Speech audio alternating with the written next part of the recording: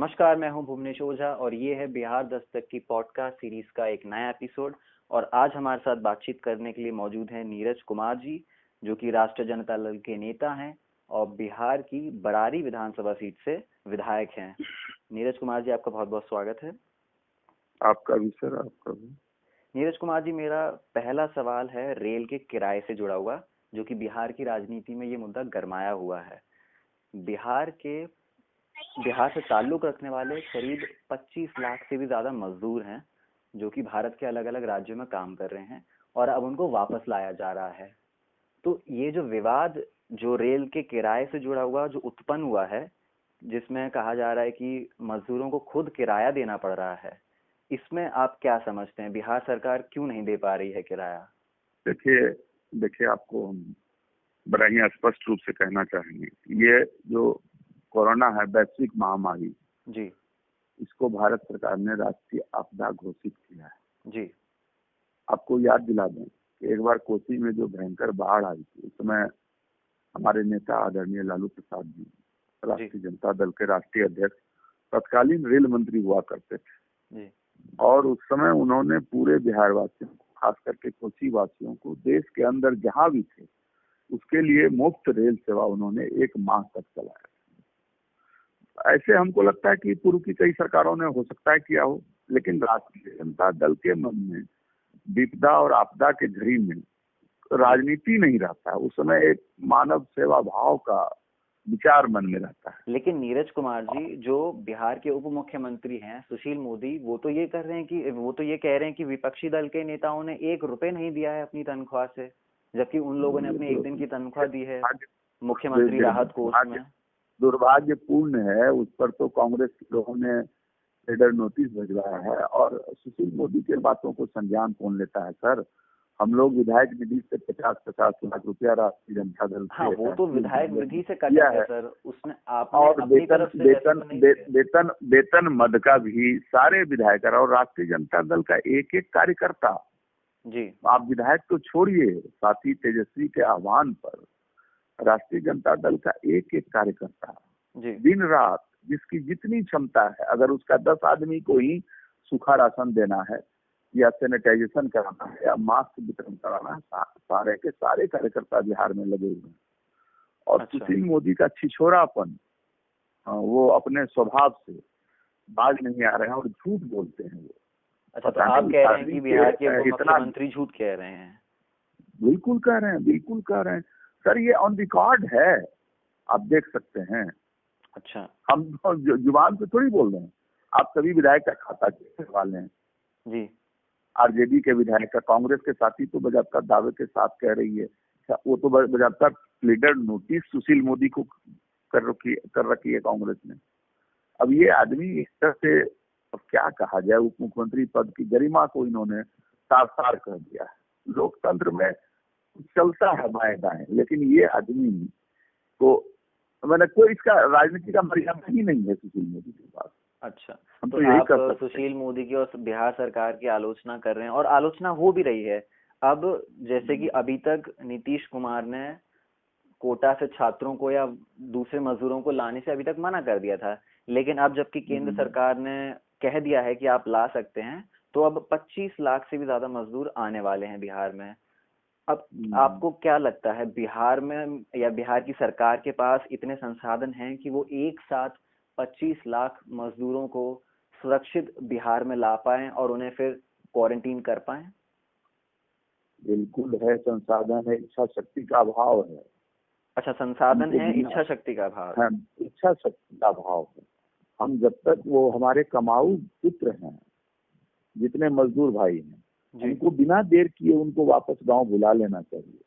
गांव में कोहराम मचा हुआ है, उनके परिवार बिलख रहे हैं, रो रहे हैं सड़कों पर, लगातार अपने क्षेत्र के एमएलए को टेलीफोन पर न जाने क्या क्या कह रहे हैं। लेकिन सर, आप कह रहे हैं कि इच्छा शक्ति की कमी है, लेकिन संसाधनों की भी कमी है। जैसे कि एक उदाहरण देता हूँ आपको। आज पटना में करीब 200 जवानों को, जो कि ये पुलिसकर्मी हैं, वो छुट्टी आए और उन्हें एक स्कूल में क्वारंटीन करके रखा गया। अब वहाँ के जो हालात हैं उस स्कूल के, वो बहुत ही बदहाल हैं। उन्हें खाना तक नहीं दिया जा रहा है और बेंच पे सोना पड़ रहा है।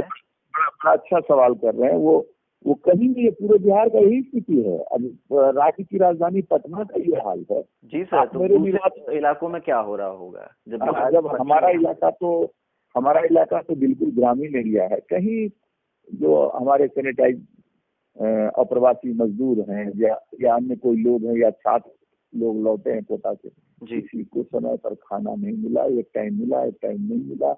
और आप तो कटिहार में, हम जहाँ से आते हैं उस जिला में तो 17 लोग दीवार तरफ कर भाग गए। अच्छा, आप बरारी से विधायक हैं, बरारी में क्या इंतजामात हैं?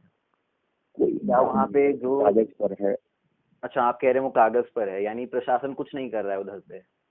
प्रशासन कर रही है, लोगों के लिए इंतजाम ठहरने के लिए कर दिया गया है, लेकिन उसको समय पर खाना, आप 3 टाइम खाना खिलाइएगा कि नहीं खिलाइएगा, ये हम सामान्य सा बात कर रहे हैं। सुबह का नाश्ता, दोपहर का भोजन और रात का खाना, इतना तो इंतजाम करा दीजिए। रिलीफ कोड क्या कहता है? अक्सर मुख्यमंत्री जी भी, हमारे माननीय मुख्यमंत्री जी कहते हैं कि आपदा की स्थिति में राज्य सरकार के खजाने पर पहला हक आपदा पीड़ितों का है। अक्सर बोलते हैं सदन में, सदन के बाहर। तो फिर इस तरह से क्यों लापरवाही हो रही है? या तो अधिकारी बात नहीं सुन रहे हैं सरकार की, या फिर और कुछ बात है। तो खाने का इंतजाम नहीं हो रहा है, लोगों को क्वारंटीन करा जा रहा है, लेकिन खाने पीने की, शौचालय की व्यवस्था सही नहीं है। नहीं है। अच्छा, तो अब बात कर लेते हैं टेस्टिंग की। बिहार की जो जनसंख्या है वो 11 करोड़ से भी ज्यादा है, लेकिन जो वहाँ टेस्ट हुए हैं अभी तक वो करीब 30,000 हैं। तो इतनी बड़ी जनसंख्या पर इतने कम टेस्ट, क्या ये सही है? बिल्कुल गलत है। कल हमारे नेता साथी तेजस्वी यादव ने सर्वदलीय मीटिंग मुख्यमंत्री जी के द्वारा बुलाया गया था पटना में जी, वो भी उसमें शामिल थे। उन्होंने इन सब चीजों पर विस्तार से अपना पक्ष रखने का प्रयास किया। जो सरकार की कमियां हैं बहुत ही सकारात्मक ढंग से देखे होंगे, तेजस्वी जी ने विस्तार से रखने का काम किया। अब आप बताइए कि जब कहा कि बस से आप ला सकते हैं कोटा से, उन्होंने कहा 2000 बस हम सरकार को देने के लिए तैयार हैं, सरकार जैसे चाहे जब चाहे उससे। अभी इन्होंने कहा कि हम 50 ट्रेन का किराया जब कहिए किस अकाउंट में हम भेज दें। नहीं तो आरजेडी ने ये तो तब बोला है जब बहुत देर हो चुकी है। आरजेडी भी करीब 1 से 1.5 महीना कुछ नहीं बोली, चुप रही। कोटा में छात्र फंसे रहे, मजदूर राज्यों में फंसे रहे, आपकी पार्टी ने तब तो नहीं कहा। सुनिए सर जी, आप उनका ट्विटर हैंडल देख लें, साथी तेजस्वी जी का, नेता विरोधी का, और माननीय मुख्यमंत्री जी का भी, और बिहार के अन्य नेताओं को, वो साक्ष्य है। इस पर बहस का कोई गुंजाइश नहीं है। लगातार नेता विरोधी दल शुरू से कोरोना को लेकर सजग रहे और सरकार को अपनी बात कहने का प्रयास किए हैं। और पता नहीं सरकार इसको हल्के से ली, गंभीरता से नहीं ली, क्या कारण था? भारत की सरकार महाराष्ट्र सरकार बनाने में व्यस्त थी, मध्य प्रदेश में सरकार गिराने में लगी हुई थी। इनका दूसरे राजनीतिक कारणों से ये आदमी लॉकडाउन नहीं किए, जिसका फलाफल आज पूरा देश और हम लोग बिहार जैसे गरीब राज्य भी भुगतने के लिए तैयार है।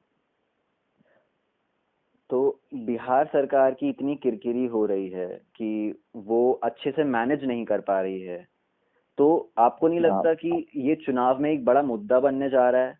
क्योंकि जो छात्र जो परेशान रहे कोटा में, या जो मजदूर जिनको बिहार सरकार ने वापस लेने से मना कर दिया शुरुआत में, तो क्या ये उनके खिलाफ नहीं जाएगा? नीतीश कुमार के खिलाफ नहीं जाएगा ये चुनाव में?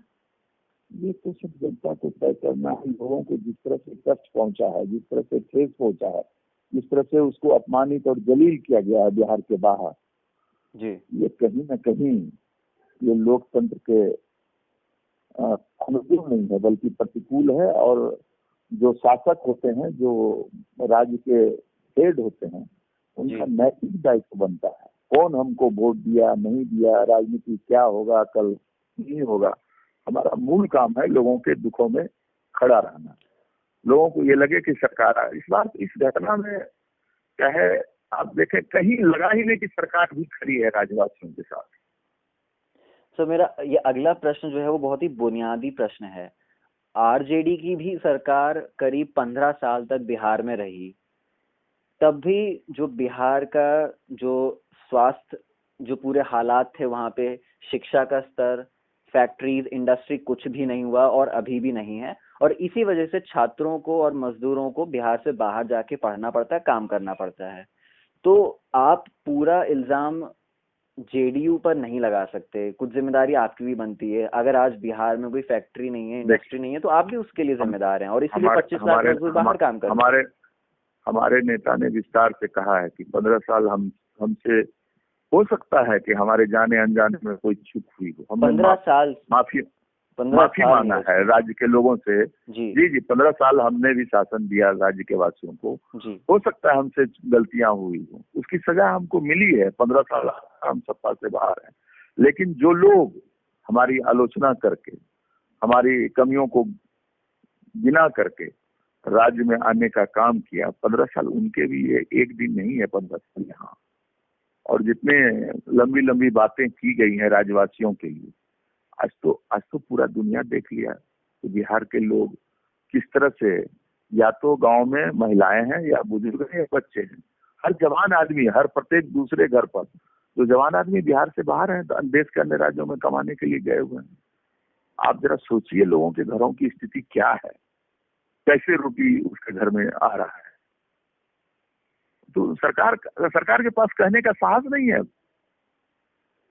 जी नीरज जी, तो नीरज जी, इस बार जो अक्टूबर में चुनाव होने हैं बिहार में, उसमें आपके क्या क्या मुद्दे होने वाले हैं? एक तो आपका ये मुद्दा हो सकता है कि बिहार सरकार ने मिसहैंडल किया कोरोना को। जी, कोरोना को मिसहैंडल किया जी। हमारे नेता तो अभियान ही चला दिए थे बेरोजगारी के सवाल पर, यात्रा पर निकलने ही वाले थे कि कोरोना बीच में आ गया। नीरज जी, आपने बेरोजगारी की बात की। अभी बिहार में जो बेरोजगारी है वो 31% बढ़ गई है, और अभी जो बेरोजगारी है वहां पे वो 46.6% है।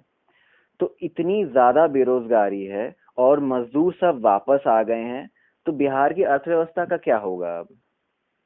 ये चुनाव में मुद्दा बनाएंगे आप? बिल्कुल बिल्कुल, यही मुद्दा ही है हम लोगों का। काम बांधो, दाम बांधो, नहीं तो गद्दी छोड़ो।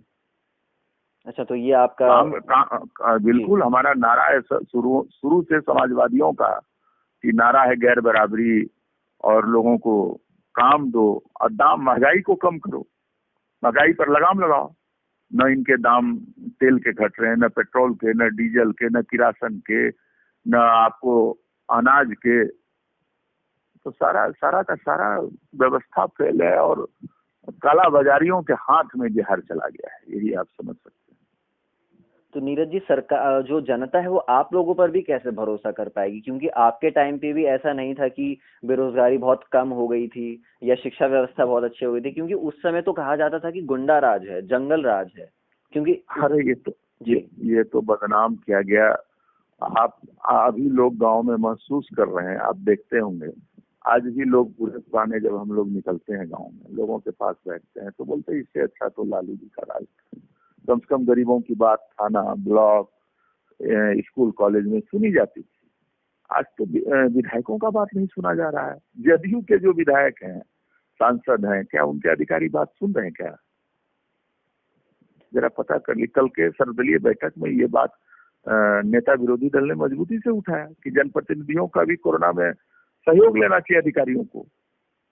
तो आप नीरज जी क्या कहना चाह रहे हैं कि क्या जो ये ब्यूरोक्रेसी है, जो अधिकारी हैं, अफसर शाह हैं, क्या वो विधायकों की बात नहीं सुन रहे हैं, या फिर विधायकों की बात सुनी ही नहीं जा रही है? वो किसी भी एकदम नहीं, हम लोग को पता ही नहीं चलता है कि कोरोना में कहाँ सैनिटाइज सरकार के स्तर पर हो रहा है, कहाँ क्या हो रहा है।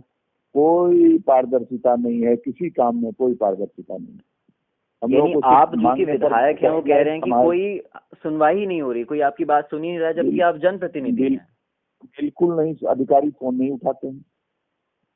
अच्छा, हम आप भी भाई एक पोर्टल के, प्रतिष्ठित पोर्टल के संवाददाता हैं, जरा आप अपने किसी जिले के स्तर के अधिकारियों को फोन लगाकर, मंडल पदाधिकारी, डीएसपी रैंक के पदाधिकारियों को जरा पूछिए क्या हाल है। हम तो कहेंगे जरा इंटरनल सर्विस करिए लोगों का। आप देख रहे हैं कि जदयू के एक विधायक हैं बेगूसराय के, उन्होंने विस्तार से सोशल मीडिया पर अपनी बात रखी है, तो सब कुछ तार तार हो गया है, पोल खुल गई है सरकार की। अच्छा, तो बिहार में अभी अक्टूबर में चुनाव होने हैं नीरज जी, तो आरजेडी क्या इस बार चुनावी मैदान में अकेले उतरेगी या फिर कांग्रेस के साथ जाएगी? ये तो हमारे नेता तय करेंगे, शीर्ष नेतृत्व तय करती है। हम लोग तो कार्यकर्ता हैं, जो निर्देश मिलेगा उस पर चलना है। फिलहाल इस बात पे कोई फैसला नहीं लिया गया कि गठबंधन करना है या फिर ये नेतृत्व, हम इसके लिए अधिकृत नहीं है, शीर्ष नेतृत्व तय करता है। अच्छा, तो नीरज जी, आपकी पार्टी का सीएम पद का उम्मीदवार कौन होगा? साथी तेजस्वी। तेजस्वी जी होंगे, इसमें कोई दो राय नहीं, कोई पार्टी में मतभेद नहीं है इस चीज को लेकर? कहीं कोई कंफ्यूजन नहीं है। अच्छा, और राज्य की जनता भी यही चाह रही है। अच्छा, तेजस्वी यादव की आपने बात की, वो लालू प्रसाद यादव के बेटे हैं। लालू प्रसाद यादव के जेल में रहने पर भी राजनीति हो रही है कि उन्हें पैरोल मिल सकती है, उनकी उम्र हो गई है, वो दूसरी बीमारियों से ग्रसित हैं। तो क्या आपको लगता है इसमें कोई राजनीति हो रही है या फिर सब कुछ ठीक है? बिल्कुल बिल्कुल बिल्कुल, पूरे बिहार के गरीबों में आक्रोश है। राष्ट्रीय अध्यक्ष जी को जान मारने की नियत से ये लोग कर रहे हैं। हम आग्रह करेंगे भारत के सर्वोच्च न्यायालय से, झारखंड के उच्च न्यायालय से, भारत की सरकार से कि आप बिना देर किए मानवीय आधार पर, पैरोल पर, जैसे भी हो, कोरोना जैसे इस भयानक स्थिति में उनको आप घर भेजिए। यही राज्य की जनता चाहती है। आप कल्पना नहीं कर सकते हैं, अगर ईश्वर न चाहे कुछ हो, पूरे गरीबों का दुआ है, लोग रोते हैं उनके लिए, और उनको इस तरह से जेल में बंद रखना न तो संवैधानिक न्यायोचित है, और सर्वोच्च न्यायालय का जजमेंट है कि जो 70 से प्लस जो हैं, अगर उन पर कोई पैरोल का डिमांड करता है तो उनको लाभ मिलना चाहिए इसका। जी जी नीरज जी, आपने हमारे लिए समय निकाला, आपका बहुत बहुत धन्यवाद। और बिहार दस्तक की पॉडकास्ट सीरीज के अगले एपिसोड को सुनने के लिए हमारे साथ बने रहें। धन्यवाद। धन्यवाद।